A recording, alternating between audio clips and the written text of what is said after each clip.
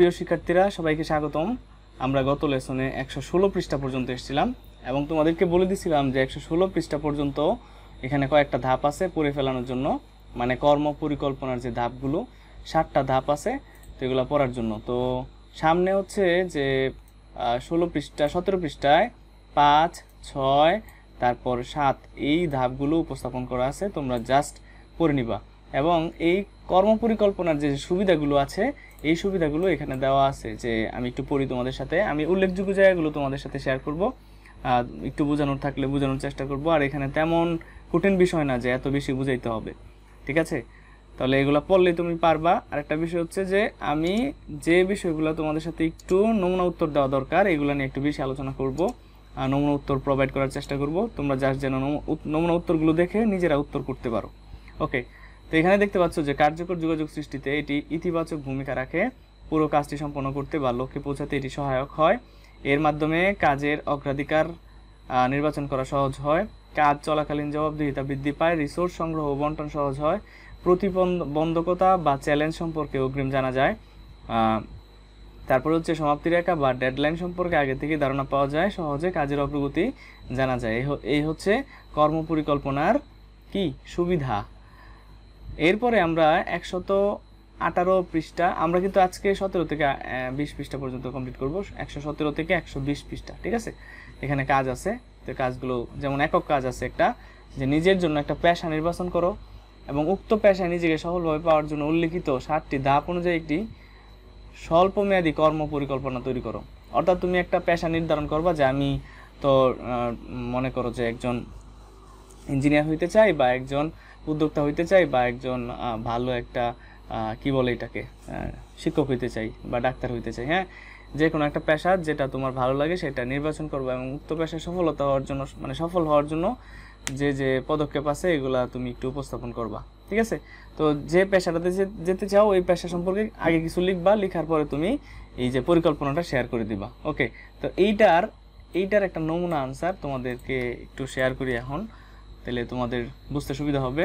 দেখো যে এখানে নিজের জন্য একটি পেশা নির্বাচন করো এবং উক্ত পেশায় নিজেকে সফলভাবে পাওয়ার জন্য পাঠ্য বইয়ের 7টি ধাপ অনুযায়ী একটি কর্ম পরিকল্পনা তৈরি করো, ঠিক আছে? তো এইটা একটু দেখা যাক। নমুনা উত্তর, পেশা নির্বাচন ও স্বল্পমেয়াদী পরিকল্পনা। এখানে লিখছে, আমি হাসান রাজাউল, ছোটবেলা থেকে আমার স্বপ্ন ছিল কৃত্রিম বুদ্ধিমত্তা প্রকৌশলী বা এআই ইঞ্জিনিয়ার হওয়া, কারণ বর্তমানে বড় বড় সমস্যা সমাধান করা যায় এই প্রযুক্তির মাধ্যমে। এআই প্রযুক্তি এমন এক প্রযুক্তি যা মানুষের মতোই চিন্তা করতে পারে, বিচার বিশ্লেষণ করে নিজেই সমাধান দিতে পারে।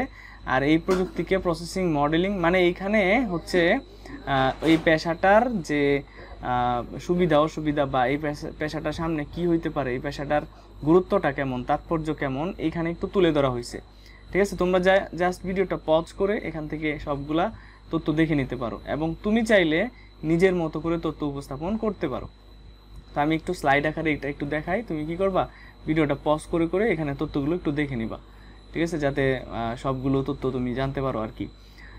তো এখানে কৃত্রিম বুদ্ধিমত্তা প্রকৌশলী, হ্যাঁ, বা ইঞ্জিনিয়ার আর কি, এআই ইঞ্জিনিয়ারের কথা বলছে। তারপর স্বল্পমেয়াদী পরিকল্পনা, যেটা 7টা ধাপে তোমাকে লিখতে হবে। তো ধাপ এখানে তুমি দেখতে পাচ্ছ, প্রথমে ধাপ 1, তারপর হচ্ছে কি ধাপ 2, মানে ধাপ 2, 3, 4, 5, 6, 7 পর্যন্ত এখানে দেওয়া আছে। যে প্রথম ধাপে লেখা আছে শেষ গন্তব্য, ট্রাফিক সিগন্যালে এআই প্রযুক্তির বাস্তবায়ন হবে। দ্বিতীয় ধাপে পদক্ষেপটা হচ্ছে গণিত বিজ্ঞান, data science, machine learning, metaverse, 3D, big data, chat GPT প্রভৃতি বিষয়ে দক্ষতা অর্জন।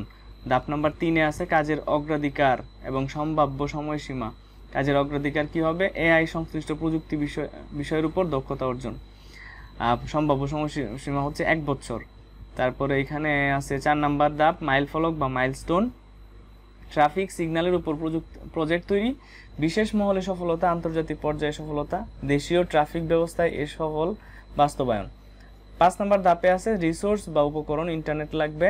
তারপর হচ্ছে এআই এর উপর লেখা বিশেষজ্ঞদের বই, জার্নাল, রিসার্চ পেপার, প্রজেক্ট প্রভৃতি লাগবে। তারপর হচ্ছে ধাপ নাম্বার 6, এক নজরে দেখা, ট্রাফিক সিগন্যালে এআই এর ব্যবহার, নির্মিত প্রজেক্ট, আন্তর্জাতিক পর্যায়ে সফলতা অর্জন, 1 বছরের মধ্যে সফলতা অর্জন, ইন্টারনেট, এআই এর উপর লেখা বিশেষজ্ঞদের বই, জার্নাল, রিসার্চ পেপার, প্রজেক্ট প্রভৃতির উপকরণ ব্যবহার করে গবেষণায় সফলতা অর্জন। ঠিক আছে, 7 নম্বর ধাপে লেখা আছে তত্ত্বাবধান, মূল্যায়ন ও সংশোধন। সম্পূর্ণ প্রজেক্টটা নিজে তত্ত্বাবধান করা, ভুল ত্রুটিগুলো খুঁজে বের করা এবং প্রজেক্টটা সফলভাবে উপস্থাপন বা আন্তর্জাতিক বা ইন্টারন্যাশনাল লিডার অ্যাসেসমেন্টটা কেমন আসে সেটা দেখা। ঠিক আছে, তো আমি অনেক কিছু বলে দিলাম, জাস্ট এখানে বলার দরকার নাই, তোমরা জাস্ট ভিডিওটা পজ করবা, করে এই তথ্যগুলো দেখে নিতে পারবে এবং তোমরা নিজেরা সাজাইবা। হ্যাঁ, যে বিষয়ের উপর তুমি কি তোমার কেরিয়ার গড়তে চাও সেটার উপর একটা স্বল্পমেয়াদী কর্ম পরিকল্পনা বানাইবা এবং হচ্ছে তোমার পেশা সম্পর্কে উপরে যে যেমন লেখা আছে এখানে লিখবা। জাস্ট এনাফ, এতটুকুই হবে এটার অ্যান্সার, মানে একক কাজ। ঠিক আছে, নিজে থেকে লিখবা, প্রোডাক্টিভ হওয়ার চেষ্টা করবা, এখান থেকে হুবহু লেখার চেষ্টা অবশ্যই করবা না। তারপর হচ্ছে সংক্ষিপ্ত প্রোফাইল তৈরি করা। ঠিক আছে, প্রোফাইল কেমনে তৈরি করে? প্রোফাইল হচ্ছে মনে করো যে তোমার যাবতীয় তথ্যগুলো থাকবো এখানে, তোমার নাম থাকবো, তোমার বাড়িঘর কোথায়, তুমি কি করো, কি পছন্দ করো না করো, তোমার এডুকেশন কোয়ালিটি কেমন, তোমার স্কিল কি কি আছে, হ্যাঁ, তোমার আরও অনেক কিছু তথ্য যেটার মধ্যে থাকে আর কি, এটা হচ্ছে একটা প্রোফাইল। তো ডিজিটাল প্রযুক্তি বিষয়ে লেখাপড়া করতে গিয়ে তোমরা নিশ্চয়ই প্রোফাইল শব্দটির সঙ্গে পরিচিত হয়েছে। প্রোফাইল বলতে নিজের পরিচয় থাকবে, সাধারণত ব্যক্তিগত প্রোফাইলের কোনো বিশেষ কাজ বা উদ্দেশ্যকে সামনে রেখে নিজের গুণাবলী, দক্ষতা, সামর্থ্য, পছন্দ, বিশেষ যোগ্যতা ইত্যাদি আকর্ষণীয়ভাবে উপস্থাপন করা হয়। এটার নাম হচ্ছে কি? প্রোফাইল। ঠিক আছে, তারপরে এখানে আছে দলগত কাজ, যে আমাকেই বেছে নাও। ঠিক আছে, আমাকেই বেছে নাও মানে তুমি এমন প্রোফাইল তৈরি করছো যে প্রোফাইলের মধ্যে এমন কিছু তথ্য লিখে রাখছো যেটা তোমার মধ্যে আছে এবং যারা তোমাকে হায়ার করবে বা তোমাকে বেছে নিবে তাদেরকে তুমি এটা বলতেছো যে আমাকেই বেছে নাও। দলের সহপাঠীদের সঙ্গে আলোচনার মাধ্যমে নিজের প্রশ্নগুলোর উত্তর খুঁজে বের করো এবং দলে সবাই মিলে সামনে এসে উপস্থাপন করো। আমার বাসার আশেপাশে অনেকগুলো ক্রিকেট শব্দ করতেছে, ক্রিকেট মানে জিজি পোকা শব্দ করতেছে, সাউন্ড আসতেছে, মানে এই সময়টাতে এরকম করে। যাই হোক, এগুলো কোনো ব্যাপার না। প্রোফাইল কি? প্রথমে হচ্ছে কি প্রোফাইল কি, 2 নম্বরে হচ্ছে প্রোফাইলে পেশাগত তথ্য উপস্থাপনের সময় কি কি বিষয় লক্ষ্য রাখা প্রয়োজন, প্রোফাইল তৈরি করা প্রয়োজন কেন। তো এখানে কিছু আরেকটা ব্র্যাকেটের মধ্যে লিখছে যে এক দলের উপস্থাপনার সময় অন্যরা সবাই শুনবো, উপস্থাপন শেষে সংশ্লিষ্ট প্রশ্ন করবো এবং উন্নয়নের জন্য প্রয়োজনীয় পরামর্শ বা ফিডব্যাক দেব। ঠিক আছে, তো এইটা আমরা একটু করে নেই। তারপরে নিচে কিন্তু তোমাদের বইয়ে একটা জিনিস আছে, একটা প্যাটার্ন তোমাদেরকে বলে দেই যে তোমাদের যে কাজগুলো থাকবে এই কাজগুলোর উপরেই কিছু হিন্টস কিন্তু পরের যে কথাবার্তাগুলো আছে এখানে লেখা থাকে যে প্রোফাইল জিনিসটা আসলে কি। এই প্রোফাইলের কথাবার্তা কিন্তু নিচে আছে, তো নিচেটা তো তুমি দেখতে পারো। তো আমি সলিউশনটা একটু দেখাই, যেটা তুমি আনসারগুলা, তুমি যে এটার আনসার, এই যে দলগত কাজের আনসারটা, 3টা কোয়েশ্চেন আছে, 3টা কোয়েশ্চেনের আনসারটা আমরা একটু দেখে নেই। তো 118 পৃষ্ঠায় দলগত কাজ, যে প্রোফাইল বলতে নিজের পরিচয়, সাধারণত ব্যক্তিগত প্রোফাইলে কোনো বিশেষ কাজ বা উদ্দেশ্যকে সামনে রেখে নিজের গুণাবলী, দক্ষতা, সামর্থ্য, অপছন্দ, বিশেষ যোগ্যতা ইত্যাদি আকর্ষণীয়ভাবে উপস্থাপন করা হয়, যেটা এই যে বইয়ের মধ্যেই দেওয়া আছে। এই যে এইটাই হচ্ছে তোমার এই প্রথমটার আনসার। পরে কি দেখো লিখছে, পরে হচ্ছে যে প্রোফাইল পেশাগত তথ্য উপস্থাপনের সময় কি কি বিষয় লক্ষ্য রাখা উচিত, কি কি বিষয় লক্ষ্য রাখা উচিত, যে প্রোফাইলে পেশাগত তথ্য উপস্থাপনের সময় যে বিষয়গুলো লক্ষ্য রাখা প্রয়োজন তা হলো নিজের যোগ্যতা অন্যের কাছে আকর্ষণীয়ভাবে উপস্থাপন, আগামী কর্মজগৎ বা পেশা নির্বাচন, নির্বাচিত পেশা সম্পর্কে নিজের মাঝে যা কিছু খুঁজে পেয়েছি তা সমন্বিতকরণ। তারপরে 4 নম্বরের প্রোফাইল এমনভাবে তৈরি করা যাতে নির্বাচিত পেশার উপযোগী ও আকর্ষণীয় হয়। 5 নম্বরে বলছে প্রোফাইল দেখে যেন নিয়োগকারী কর্তৃপক্ষ আমাদের উক্ত পেশার নির্ধারিত পদের জন্য উপযুক্ত মনে করেন। এই হচ্ছিল খ নাম্বারের অ্যান্সার। তারপরে এই যে 3 নম্বর যে অ্যান্সারটা, প্রোফাইল তৈরি করা প্রয়োজন কেন, আসলে কেন প্রয়োজন। ঝিঝি পোকাগুলো খুব ডিস্টার্ব করতেছে, আমি পিটাবো ওদেরকে যায়। এখন জাস্ট ওয়াইট, ক্লাসটা শেষ করি তারপর যায় পিটাবো, যে কেন তোরা আমার বাসার পাশে এরকম শব্দ করিস। ঠিক আছে, তা আমি পিটানোর জন্য রেডি, জাস্ট ক্লাসটা শেষ করি তারপরে যাই। তো গ নম্বরে হচ্ছে প্রোফাইলে কোনো বিশেষ কাজ বা উদ্দেশ্যকে সামনে রেখে নিজের গুণাবলী, দক্ষতা, সামর্থ্য, অপছন্দ, বিশেষ যোগ্যতা ইত্যাদিকে আকর্ষণীয়ভাবে উপস্থাপন করার জন্য তৈরি করা হয়। ব্যক্তিগত প্রোফাইলে সাধারণত নাম ও ঠিকানা, নিজেকে উক্ত কাজের জন্য যোগ্য মনে করার কারণ, পাসপোর্ট সাইজ ছবি, মা বাবার নাম, জন্ম তারিখ, জাতীয়তা। তোমরা কিন্তু পজ করে এগুলো পড়ে নিতে পারো, দেখে নিতে পারো, তবুও আমি একটু বলে দিতেছি, বললে একটু ভালো লাগবে আর কি। ধর্ম, লিঙ্গ, শিক্ষাগত যোগ্যতা, শখ, আগ্রহের ক্ষেত্র, গুণাবলী, দক্ষতাসমূহ, কাজের অভিজ্ঞতা, বিশেষ কোনো স্বীকৃতি। স্বীকৃতি বলতে যে বিদ্যালয়, বাড়ি, নিজ এলাকায়, দেশে বা আন্তর্জাতিক অঙ্গনে কোনো একটা কাজ করছো, এটার একটা স্বীকৃতি স্বরূপ কি আছে, তোমার কাছে একটা সার্টিফিকেট আছে। প্রিয় ব্যক্তিত্ব, বিশেষ সামর্থ্য বা যোগ্যতা, নৈতিক মূল্যবোধ, রেফারেন্স ইত্যাদি উল্লেখ থাকে। তবে পেশার ধরন ও চাহিদা অনুযায়ী এগুলোর ক্ষেত্রে ভিন্নতাও থাকতে পারে। প্রোফাইল দেখে যেন নিয়োগকারী কর্তৃপক্ষ আমাদের উক্ত পদের নির্ধারিত পদের জন্য উপযুক্ত মনে করেন। এই হচ্ছিল তিনটা অ্যান্সার তুমি দেখে নিলা। এখন আমি তোমাদেরকে একটা প্রোফাইল দেখাইতে চাই, কারিকুলাম বাইটা বা যেটাই মনে করো, এই যে এরকম। তো এটা হচ্ছে একটা প্রোফাইল, হ্যাঁ, কারিকুলাম বাইটা, যেটাকে আমরা সিবি বলে থাকি। যে তানভীর রহমান, কেরিয়ার অবজেকশন থাকে এখানে, যে তুমি কি কি কেরিয়ার ইয়াতে চ্যালেঞ্জ গ্রহণ করতে পারো, এই সে আবিজাবি আছে। তারপর এখানে কন্ট্যাক্ট থাকে, ঠিক আছে, মানে কোথায় তুমি বসবাস করো, তোমার মোবাইল নম্বর, ইমেল নম্বর এখানে থাকবে। তারপর স্পেশাল কোয়ালিফিকেশন, তোমার স্পেশাল কোয়ালিফিকেশন কী আছে এখানে দেওয়া থাকবে। তারপরে এমপ্লয়মেন্ট হিস্টোরি, মানে তুমি যে কাজকর্ম করছো বিভিন্ন কোম্পানির সাথে, এটার একটা হিস্টোরি এখানে দেওয়া আছে। তো এটা একটা মানে এক ধরনের প্রোফাইল আর কি, তো সিভি আর কি। এছাড়াও অন্যান্য অনেক ধরনের সিভি থাকতে পারে। যাই হোক, এটা জাস্ট দেখাইলাম আর কি। এই পাশে যে একাডেমিক কোয়ালিফিকেশন, তুমি কি কি পড়াশোনা করছো, মাস্টার্সে পড়ছো, অনার্সে পড়ছো, এইচএসসিতে কত মার্ক পাইছো, এসএসসিতে কত মার্ক পাইছো, তারপরে আছে হ্যান ত্যান আছে, এগুলো তুমি একটু দেখে নিলা, ঠিক আছে। এই হচ্ছে একটা সিবি বা প্রোফাইল। আচ্ছা, আমরা এখন আবার একটু বইয়ে যাচ্ছি। বইয়ে দেখো যে নিচে কিন্তু লেখা আছে যে সাধারণত চাকরির জন্য আমরা বায়োডাটা বা জীবন বৃত্তান্ত বা সংক্ষিপ্ত প্রোফাইল তৈরি করে থাকি। একসময় আমাদের দেশে এটি বায়োডাটা নামে বেশি পরিচিত ছিল। ইদানিং কোনো কোনো প্রতিষ্ঠানে এটাকে রিজিউমি, হ্যাঁ, এই যে সিবিটাকে এখন রিজিউমি বলে। এবং অতি সাম্প্রতিককালে এটি সেলফ প্রোফাইল বা ব্যক্তিগত প্রোফাইল বা সংক্ষিপ্ত প্রোফাইল হিসেবে পরিচিত। একসময় চাকরিদাতা প্রতিষ্ঠান থেকে নিয়োগ বিজ্ঞপ্তি প্রকাশের সঙ্গে নির্দিষ্ট চক্রে জীবন বৃত্তান্ত বা বায়োডাটা চাওয়া হতো। আজকাল বায়োডাটা নতুনত্ব এসেছে। বিভিন্ন প্রতিষ্ঠান বায়োডাটা বা ব্যক্তিগত প্রোফাইল দেখে প্রার্থী তালিকা সংক্ষিপ্ত করে। আবার বিভিন্ন দেশে চাওয়া হয় বায়োগ্রাফি। এরকম নানা নামে নানা ধরনের পরিচিতি বা প্রোফাইল হতে পারে। তোমরা ইন্টারনেটে সার্চ করলে বিভিন্ন পেশার জন্য বিভিন্ন ধরনের প্রোফাইল দেখতে পাবে। আচ্ছা, আমি কি তোমাদেরকে আরেকটা সিভি দেখাবো? তাহলে সিভি দেখাইলে একটু ওয়াইট, আমি বের করতেছি আরেকটা সিভি তোমাদেরকে দেখাই, ঠিক আছে। অনেক সিভি আছে আমার কাছে। তো এটা হচ্ছে একটা সিভি, এই যে এটা হচ্ছে একটা সিভি, রিজিউমি অফ জিদান, ঠিক আছে। রিজিউমি অফ কি? জিদান মিয়ার একটা রিজিউমি। এটা জীবন বৃত্তান্ত আছে এখানে, তার কোয়ালিফিকেশন আছে, স্কিল আছে, সব কিছু এখানে দেওয়া আছে। আমি আরেকটা দেখাই, জাস্ট ওয়েট, আমি আরেকটা দেখাই তোমাদেরকে। তোমরা ভিডিও পজ করে করে এখানে এই যে কথাবার্তা বা এখানে কি কি আছে তোমরা একটু দেখতে পারো চাইলে। এখানে আমি দেখাই তোমাদেরকে, আরেকটা দেখাই।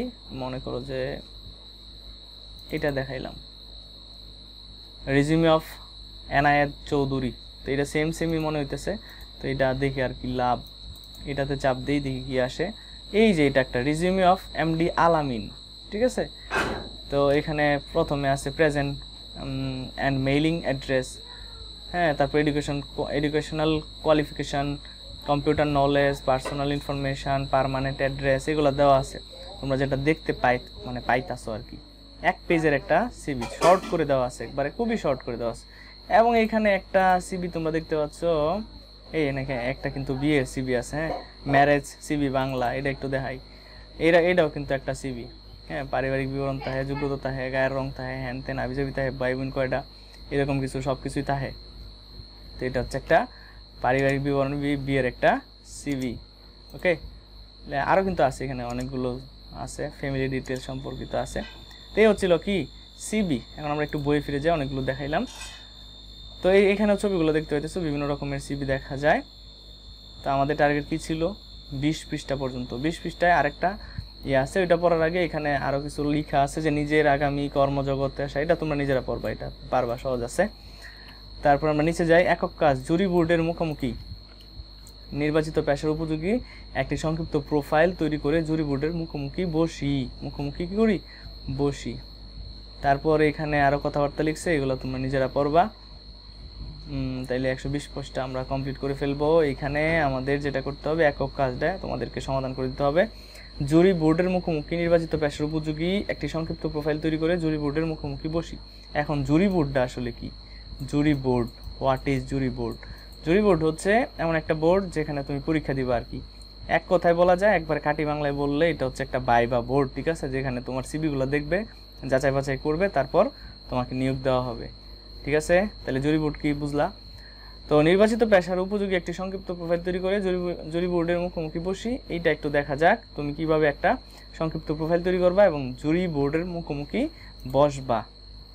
তো দেখো এইখানে আছে 120 পৃষ্ঠা কাজ, যে এইখান থেকে লিখবা, এই যে এখানে নমুনা উত্তর প্রোফাইল নাম্বার 1, অনেকগুলো প্রোফাইল এখানে আমি প্রোভাইড করব। প্রোফাইল নাম্বার 1 নাম দিবা, এখানে সোয়েব হোসেন দিছে, পিতা আহমেদ হুসাইন, মাতা মাহবুবা আক্তার, বর্তমান ঠিকানা পূর্ব বক্সনগর, সারুলিয়া, ডেমরা, ঢাকা, স্থায়ী ঠিকানা শোলঘর, চাঁদপুর, জন্ম তারিখ দিছে, এনআইডি নম্বর দিছে, জাতীয়তা বাংলাদেশি, মোবাইল নম্বর দেওয়া। এইভাবে তুমি একটা প্রোফাইল ক্রিয়েট করতে পারো, ঠিক আছে? আমি ধীরে ধীরে নিচে যাব। তারপর শিক্ষাগত যোগ্যতা, এখানে শিক্ষাগত যোগ্যতাগুলো তুমি দিয়ে দিবা। যদিও তোমরা এইটে পড়তেছো, তবুও তোমরা এই যে এখানে এইচএসসি, এসএসসি, বিএসসি এগুলো দিবা, দিয়ে এরকম বানাইবা, বক্স বানায়, তারপর এখানে সবগুলা দিবা, পরীক্ষার নাম, সন, বিষয়, বিভাগ। হ্যাঁ, যেহেতু এসএসসি ইন্টারমিডিয়েট তোমরা এখনো পাস করো নাই, তাহলে তোমরা জাস্ট অনুমান করে দিয়ে দিবা যে কত সালে তুমি এসএসসি পাস করবা এবং কত সালে তুমি এইচএসসি পাস করবা। তারপরে হচ্ছে ধর্ম ইসলাম, শখ হচ্ছে কবিতা আবৃত্তি, ক্রিকেট খেলা, দক্ষতা হচ্ছে বিগ ডেটা, পোকাগুলোরে মাইরা এখন তক্তা বানায় ফেলবো যায়, জাস্ট ওয়াইট। আবেদন স্বাক্ষর দিবা। তারপর প্রোফাইল 2, মানে আরেকটা প্রোফাইল এখানে আমরা দেখতে পাচ্ছি যে নাম হচ্ছে ইমেল খান, পিতার নাম, মাতার নাম, বর্তমান ঠিকানা, স্থায়ী ঠিকানা, জন্ম তারিখ, এনআইডি নম্বর, জাতীয়তা বাংলাদেশি এখানে দেওয়া আছে। তারপর এইটার অংশ, বাকি অংশ, এই প্রোফাইলের বাকি অংশটা নিচে, এই যে নিচে তোমরা দেখতে পাচ্ছ মোবাইল নম্বর। তারপর আবার শিক্ষাগত যোগ্যতা দিলা, একটা বক্স বানাইলা, বানায় এই যে এসএসসি, এইচএসসি, বিএসসি, এমএসসি এগুলো দিয়ে দিবা। তারপর ধর্ম, শখ, দক্ষতা এগুলো দিলা, আবেদনকারী স্বাক্ষর এবং তারিখ। তারপরে জুরি বোর্ডের মুখোমুখি হওয়ার জন্য, যে আমি সোয়েব 8ম শ্রেণীতে পড়ি, আমরা শিক্ষকের নির্দেশে 3টি দলে ভাগ হয়ে 2টি জুরি বোর্ড এবং একটি চাকরি প্রার্থী দল তৈরি করা হলো। ক দল হচ্ছে রফিক, শফিক ও দুলাল, জুরি বোর্ড 1, আর খ দল হয়েছে জনি, বনি ও সজীব, জুরি বোর্ড 2, মানে ভাইবা বোর্ড 2টা বোর্ড তৈরি করা হয়েছে, ঠিক আছে? এই 2টা বোর্ডের আন্ডারে এখানে তোমার 2 জন চাকরি প্রার্থী, একজন হচ্ছে সোয়েব, একজন হচ্ছে কি হিমেল। এই যে এই পাশটাতে তোমরা এই বক্সটাতে দেখতে পাচ্ছ। দড়ি একটি কোম্পানির সাইবার সিকিউরিটি অফিসার নিয়োগের জন্য বিজ্ঞপ্তি দিয়েছে। এই দলে চাকরি প্রার্থী ও জুরি বোর্ডের কর্তৃপক্ষ নিয়ে একটি নাটিকা তৈরি করে উপরিউক্ত শর্ত মেনে প্রশ্নোত্তর পর্ব নিচে দেখানো হলো। দৃশ্যপট 1, সবাই অধীর আগ্রহে অপেক্ষা করছে কখন প্রার্থীদের ইন্টারভিউতে ডাকা হবে, মানে ইন্টারভিউতে ডাকে। জুরি বোর্ড 1 পিয়নকে বলে, চাকরি প্রার্থী 1 সোয়েব সাহেবকে ডাকুন। সোয়েব স্যার আসতে পারি, মানে সোয়েব বলছে স্যার আসতে পারি। জুরি বোর্ড 1 আসুন আর বসুন। সোয়েব বলল ধন্যবাদ স্যার। জুরি বোর্ড 1 আপনার প্রোফাইল দেখলাম, বইয়ের থেকে computer science and engineering A BSc করেছেন, রেজাল্টও ভালো, আমাদের তো সাইবার সিকিউরিটি অফিসার লাগবে, এই পদের জন্য আপনি আবেদন করেছেন, আচ্ছা বলেন তো সাইবার সিকিউরিটি কি? তারপরে যে সোয়েব, ধন্যবাদ স্যার। সাইবার সিকিউরিটি হলো এমন কিছু প্রযুক্তি, প্রক্রিয়া এবং অনুশীলনের ভাগ যেগুলো ব্যবহার করে নেটওয়ার্কস, ডিভাইস, প্রোগ্রামে ডেটাগুলো সুরক্ষা দেওয়ার জন্য, ঠিক আছে, যাতে বিভিন্ন সাইবার আক্রমণ, ডাটা চুরি প্রভৃতি থেকে নিরাপদে রাখা যায়। তারপর জুরি বোর্ড থেকে আবারও প্রশ্ন করা হইলো, বলা হইলো যে খুব সুন্দর উত্তর দিয়েছেন, আপনাকে যদি প্রশ্ন করি আপনি কেন এই পদের জন্য যোগ্য মনে করবেন এবং কিভাবে সাইবার অ্যাটাক থেকে আমাদের কোম্পানিকে বাঁচাতে পারবেন, এই ক্ষেত্রে আপনার উত্তর কি হবে? সোয়েব বলল ধন্যবাদ। এর উত্তর দিতে হলে আমাকে প্রথমে বলতে হবে সাইবার অ্যাটাক কত প্রকার। এটি মূলত 3 ভাবে হয়। অ্যাটাক অন কনফিডেন্সিয়াল, যা ব্যক্তিগত তথ্য চুরি করে, ঠিক আছে। তারপরে হচ্ছে অ্যাটাক অন ইন্টিগ্রিটি, এরা গোপন তথ্য প্রকাশ করে অন্যকে ক্ষতি করে।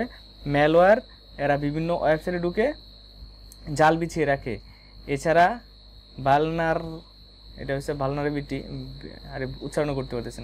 ভালনারেবিলিটি এবং ফিশিংয়ের মাধ্যমে এরা কী করে সাইবার আক্রমণ করে। বাংলাতে উচ্চারণ করা কঠিন, কিন্তু এখানে যদি ইংলিশটা লেখা থাকতো তাহলে আমি সহজে উচ্চারণ করতে পারতাম। এটা কিন্তু মানে সবারই হয়ে থাকে কম বেশি। যাই হোক, এরা খুব ক্ষমতাসম্পন্ন হ্যাকার, কিন্তু এরা যে ধরনের ভাষা ব্যবহার করে, প্রোগ্রামিং করে, আমার তার চেয়ে বেশি ভাষায় প্রোগ্রামিং করার অভিজ্ঞতা আছে, যা আমার প্রোফাইল উল্লেখ আছে। মোট কথা, এসব হ্যাকারদের খুঁজে বের করার জন্য যে ভাষায় দক্ষ হতে এবং যে বিষয় জানা থাকতে হবে যেমন বিগ ডাটা, নেটওয়ার্কিং, এআই সহ উচ্চ প্রোগ্রামিং তা আমার জানা আছে। এখানে চাকরি পেলে আমি আমার দক্ষতার পুরোটাই দেখানোর সুযোগ পাবো। জুরি বোর্ড 1, তারপর অনেক কি বললো যে ধন্যবাদ, আমরা আপনার উপর খুশি, আপনার নাম আমরা প্রায়োরিটি লিস্টে আগে রাখবো। সোয়েব বললো ধন্যবাদ স্যার, বলে তিনি চলে গেলেন। এখন হচ্ছে দৃশ্যকল্প 2, মানে 2 নাম্বার যে বোর্ড আছে ওই বোর্ডের কার্যক্রম। যে 2 নাম্বার জুরি বোর্ড, 2 নম্বর ভাইবা বোর্ড। পিয়নকে ডেকে বললেন হিমেল সাহেবকে ডাকুন। তারপর হিমেল এসে বললো স্যার আসতে পারি? জুরি বোর্ড বললো জি আসুন, বসুন। হিমেল ধন্যবাদ স্যার। তারপর জুরি বোর্ড বললো আপনার প্রোফাইল দেখলাম, এগুলো একটু তুমি দেখে নিবা। তারপরে হিমেল বলল, জুরি বোর্ড বলল, আবার হিমেল বলল, মানে চাকরি প্রার্থী যে ভাইবা বোর্ড থেকে যা যা প্রশ্ন করা হচ্ছে সে উত্তর দিচ্ছে। ঠিক আছে, এই হচ্ছিল তোমার এই প্রশ্নের উত্তরগুলো, বা তোমার এই যে জুরি বোর্ডের মুখোমুখি নির্বাচিত পেশার উপযোগী একটি সংক্ষিপ্ত প্রোফাইল তৈরি করে জুরি বোর্ডের মুখোমুখি বসলাম আমরা। ঠিক আছে, তারপরে আমরা এই যে 120 পর্যন্ত আজকে রাখবো। আমরা পরবর্তী লেসনটা খুব দ্রুত আপলোড করে দিব। সবাইকে ধন্যবাদ।